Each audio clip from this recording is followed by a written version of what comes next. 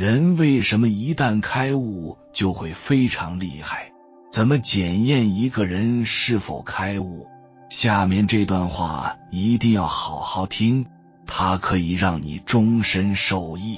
其实我们每个人都被束缚在一个怪圈里，终身在里面打转，而人一旦开悟就会走出这个怪圈。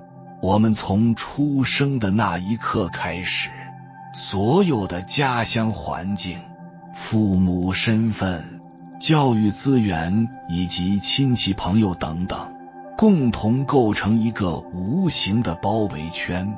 我们的认知、见识、格局都被框定了。这个怪圈就像一个被设计好的程序，核心目的就是为了让我们迷路。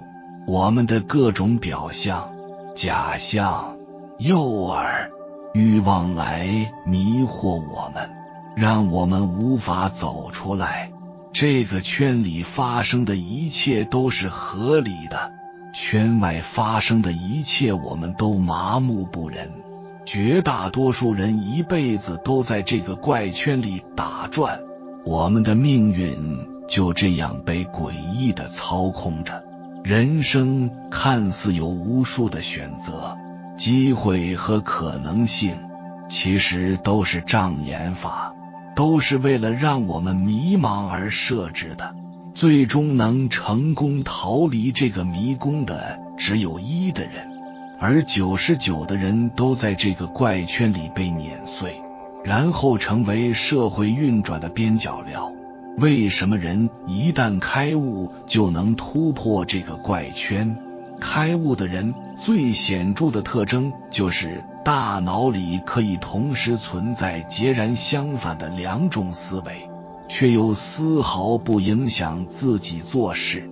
这是一种极其强大的兼容能力。只有认知和格局彻底被打开后才能做到，而普通人大脑里只能容纳一种思维或观念。这种思维或观念有可能是环境、读书、经历造成的。唯有2种截然不同的思维的并存才是最健康的，就好像太极图一样，能够同时包容黑和白，并且让黑和白保持对立和统一。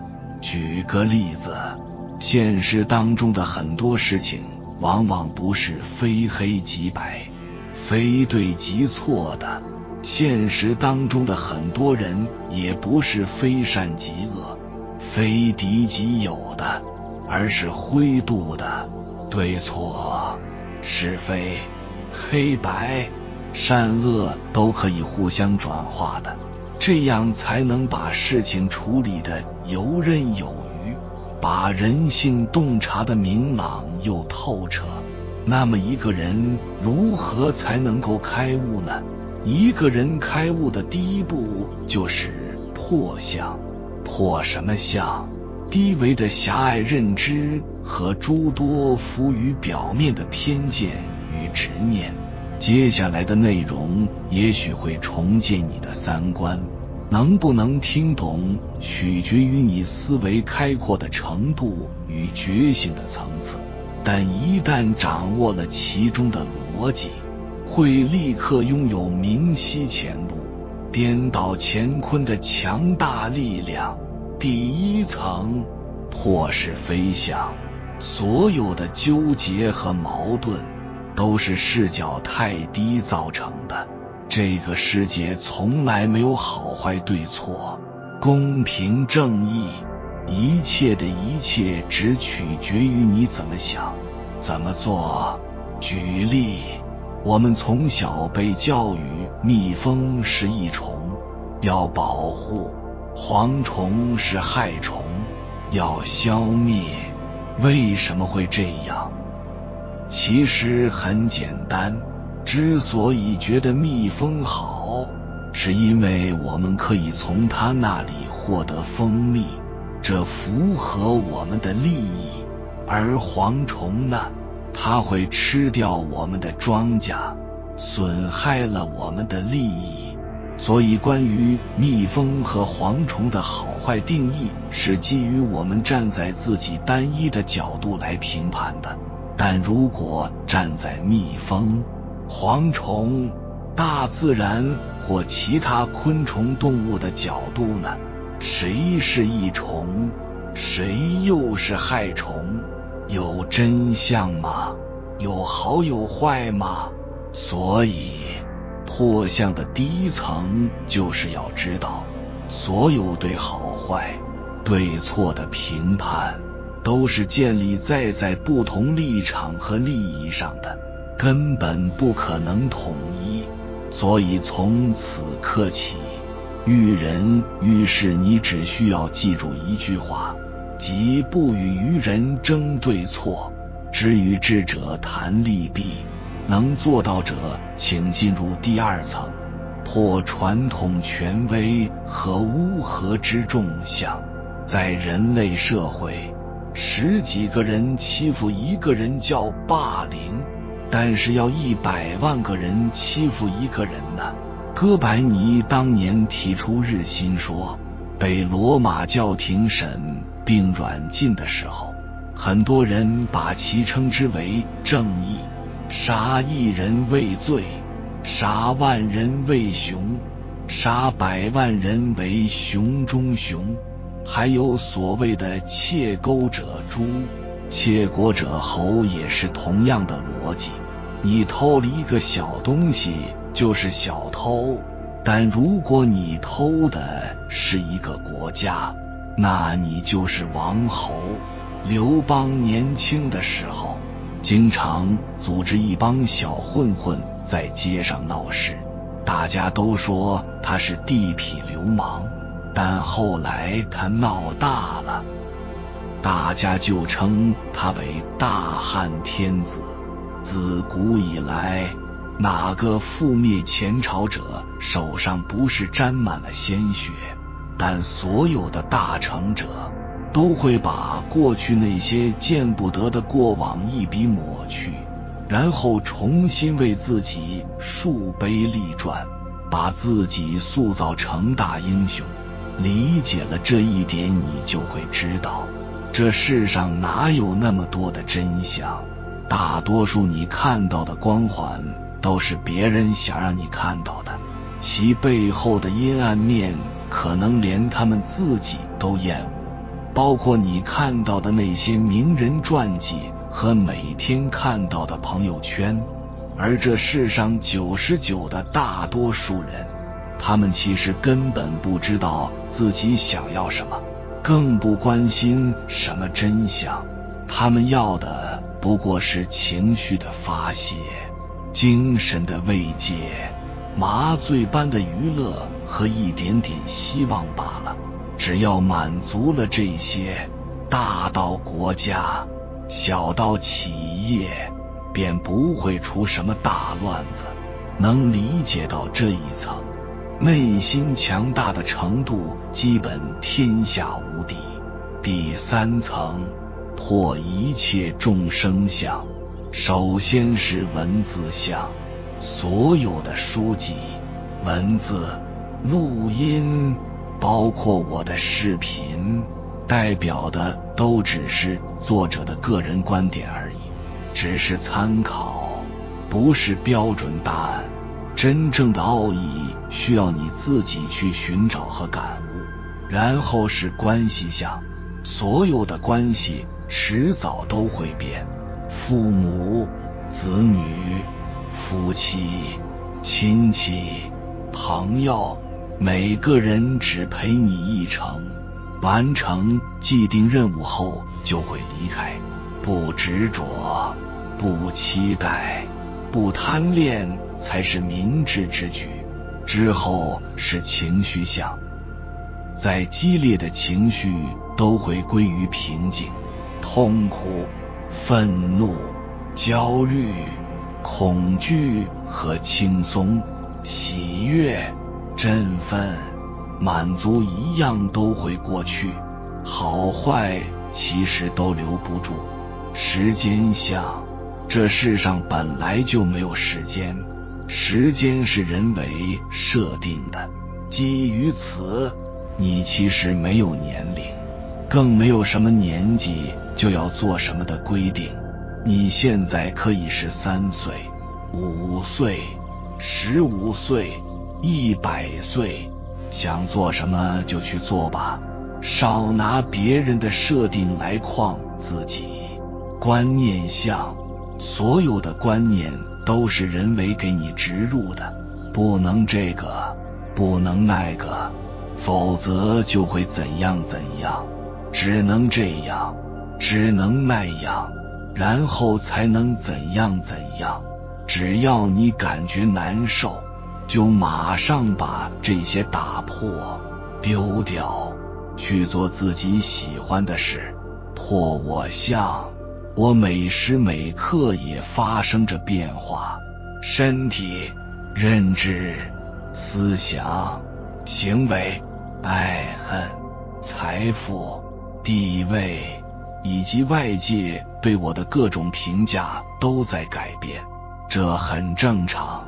最后破众生相，这个世界只有你，所有的痛苦和纠缠都是你自己在和自己过不去，所以反者道之动，放轻松，那些在和你对抗的只是一堆人为堆砌的认知和观念而已。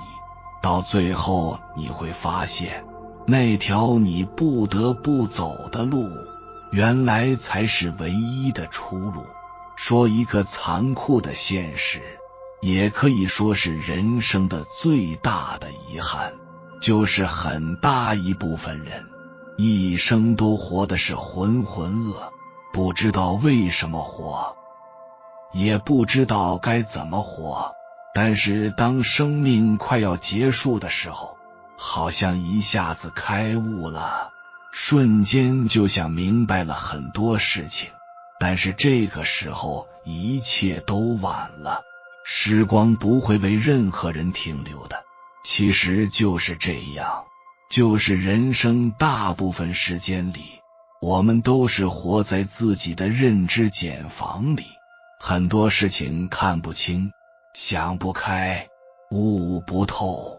其实早点明白一些事情，早点让自己心情平和了下来，早点让自己做成一些自己满意的事情，早点让自己活成自己希望的那个样子，是人生最紧迫的事情。其实也就是我们常说的要觉醒，要开悟。那么开悟的人是什么样？一个人开悟了，他有几个特征。第一，开悟前所有的问题都是钱的问题，都是情的问题。你自己想想，你发愁的事情，面对的各种问题，人世间的各种冲突和平也好，什么人际关系变好了，变坏了等等等等。但是一个人开悟以后，所有的问题都是新的问题，都是自己的问题。开悟的人，他不向外索取，他开始向内求了。第二，开悟的人相对是孤独的。百年孤独中有一句话说，生命从来不曾离开过孤独而独立存在，人生的本质就是孤独的。越早认识到这一点，就能越早摆脱对他人的依赖。就你一个人吗？你该依靠谁呢？只有你自己。不管到什么年纪，记住了，一定要靠自己，谁都靠不住，靠别人，你的人生就像赌博，赌赢了风光无限，赌输了一切归零。你在某一方面越是依靠别人，你这一方面就会越薄弱。一旦说别人中途变卦，你马上变得无依无靠。第三，开悟的人他凡事内求，开悟的人都是在自己身上找问题，但是普通的人都喜欢在别人身上找问题，所以一个就会过得越来越幸福，越来越平和，越过越知足常乐，另一个就会越过越欲壑难填，越过越矫情，越过越纠缠。所以你跟开悟觉醒的人在一起就很舒服，很纯粹，很简单，没有那么多弯弯绕，没有那么多人情世故，也没有那么多的闲言碎语和处事圆滑。第四，开悟的人他活得幸福，他身体舒服，心灵自在，所以我们必须要追求觉悟，追求开悟，就是要明道开悟，明心见性。道家有一个思想叫以理化情，就是你要明白一个事物它发生发展的本质，你看透一件事发生的本质，你就能控制好情绪。比方说你遇到了不顺利的事情，坠入了人生低谷，痛不欲生，但是如果你懂得凡事发生也有利于我的道理，你瞬间醒悟，原来所有事不一定是坏事，然后你就不怎么焦虑了，不怎么痛苦了，就放下了，情绪就稳定了。第五点，开悟前是我在生活，开悟以后是我看着我和别人在生活。因为一旦明道开悟了，你就是站在一个更高的维度，在俯视红尘俗世，在俯视芸芸众生，所以你就能看清每个人的因果了。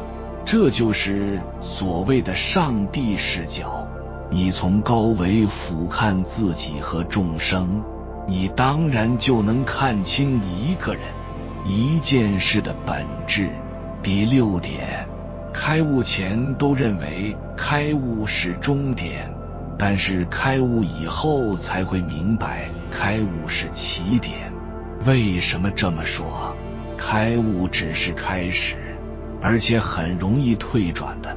有些人确实是开悟了，但是他在某一个阶段突然就觉得自己比别人强。你看我都开悟了，我明白很多道理，你们就不明白。于是这个人他就会滋生出一些傲气，开始指东画西，教育别人，把自己的观念强加给别人，必须这样，你们不能这样。这个其实就是退转。真正的开悟它其实是持续修行的，因为所谓开悟，它其实就是一念醒即开悟，一念迷即不悟。开悟不是一种持续的状态，而是一种持续修行的过程。我看过一句话说得很有道理，生命是一个念头的针点是打印机的活动，而开悟它只是在某个点上的悟或者不悟，开或者不开。有人把开悟想象成是一种持续的状态，以为开悟就是一种持续的狂喜，持续的愉悦，就是我开悟了，从此以后我一切都明白了。其实这样的想象只是他们对现有的苦恼心的逃避。不要把开悟等同于掌控，以为达到开悟我就能够完全掌握我自己，掌控生死，掌控一切，不是这样的。第七，开悟以前以为是我在度众生，开悟以后才知道是众生在度我。你每次行善都以为是我在帮助别人，后来才知道是别人在帮我，而是别人给了我行善的机会。佛在圆寂之前，弟子们就问了，说如何才能开悟呀？佛说本欲度众生，反被众生度，也就是说你发心帮助众生，也会被众生帮助。所以道德经说，以其无私，故能成其私。放下小我，付出大爱，才能够成就自己的名和利。检验一个人是否开悟，就看在他的头脑当中能不能同时兼容两种相反的想法，还能维持正常的行为。开悟的人可以同时具备两种东西，就是出世的智慧和入世的手段。什么叫出世的智慧？就是能跳出凡尘俗世的能力，这也叫升维思考。问题永远比答案高一个维度，要想真正的把问题看透，必须升级一个维度，再看当前的问题。旁观者清，当局者迷，能够随时站在更高的维度看待当下的自己，这就是出世的智慧。什么叫入世的手段？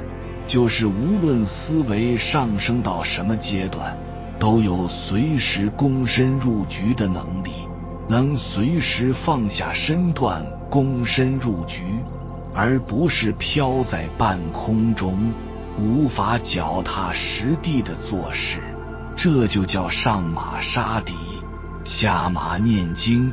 再比如，他们可以佛性与杀伐同在，理性与感性并存，内胜外亡，心中有佛，手中有刀。上马杀敌，下马念经，以菩萨心肠，对人以金刚手段做事，走心时不留余力，拔刀时不留余地。这就叫两种思维并存。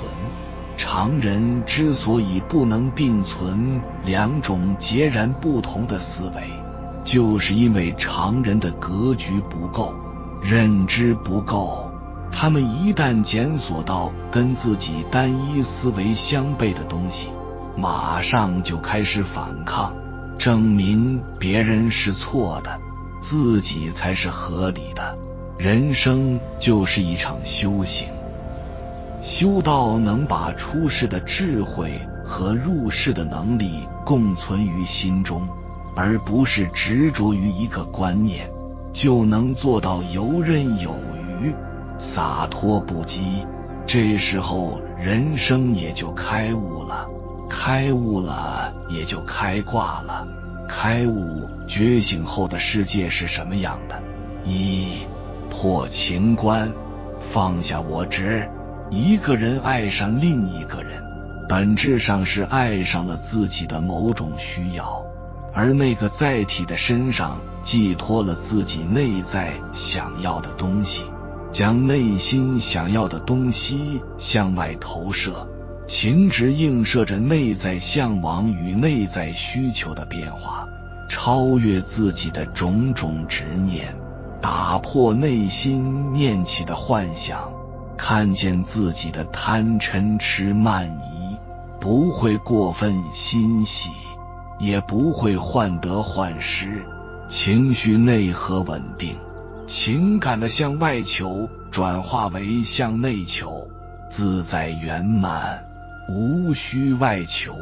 爱源于内在的能量，关系中的矛盾与控制便会随之消失，不再索取与自私，而转为休养生息。无我便可以天人合一。大自然本身有源源不断的能量进入我的身体之中，转为向外布施，无欲无求，只是去爱，缘起缘灭，自有天意，不畏惧任何人的离开，不惊喜任何人的出现。二、内观修寂，能够清醒地感知和观察自己，注意力回归自身。一个特别明显的改变是心神不乱，守正待时，不会在精神内耗，想东想西，专注力回归自身，感受当下。精神专注能够长时间地进入心流状态，注意力极致聚焦，有了属于自己清晰的目标，内心安定，安分守己，自强不息，人也会变得很安静，内心稳定不焦虑，心境自在而清净。内在六根，外在六尘，六根清净，六尘不染，我思我在，如如不动，明心见性。内外两个幻境皆破，无时间无空间，相对静止，分别前念后念和此时一念，分别心停下，一切念由不再分别，一切平等，一切事物本来的样子便呈现出来。修行修身，当我存在时，我控制身体；当我消失时，身体被潜意识牵动，大脑开始动，身体受大脑本身的潜意识支配，时常警觉，觉知自身的状态是否被支配。三，不动因果之因果，对人性心存慈悲与敬畏，度己才可以度人。度人是很难的，因为因缘于起心动念，每个人的起心动念不同，无法被改变，环境不同，时间节点不同，情况不一而同，因不同，找到那个因，果后来随之呈现。度世间众人需要具有与之有相对应的能力，通人性之因缘，顺应天时，不动他人因果，顺势而为。生命无常，顺天道，顺因果，除非在某个时间节点，他来问你，求助于你，变为结缘，否则专注于自己，非必要不干涉其中。动人因果，他的因果便转嫁于你身上，而不是本由他人生的作业予以引导。授人以渔，解决人的卡点，极易引导不失，不纠缠，不怨恨，爱自己，爱大自然，爱天地，爱众生，不爱一人，但爱人人。世间皆苦，不爱乃大爱。四，空悲心静，放空自己，自然能量流入，看见什么，想到什么，心生念由，便会变成什么。看似星空，实则与宇宙混为一体；看似什么都没有，实则什么都有；看似无情，实乃大爱。开启智慧，心存慈悲，不于外求，本自具足。五，无我不再有我，而是一个看不见的意识。我进入了这具身体，见天地众生，而后见自己，明白自己做什么，能为天地众生做什么。世界观、价值观发生变化，我的天赋是什么，能做什么，人生得意义与方向皆为顺应天时，而非利我。顺应天道，有缘人，感谢你看到最后，如果今天的影片对你有所帮助，请按个赞给我响应，回复一句开悟即自由。人真正的身心自由，是当自我脱落的时候，从思维构建出的自我挣脱出来的瞬间。愿有缘的人早日开悟觉醒，开悟就是自己最大的福报。还没有订阅频道的，请点击右侧的订阅按钮，与我们建立更深的连接。随缘加入会员，与同频之人共修福报，随喜转发，传播善知识，功德无量。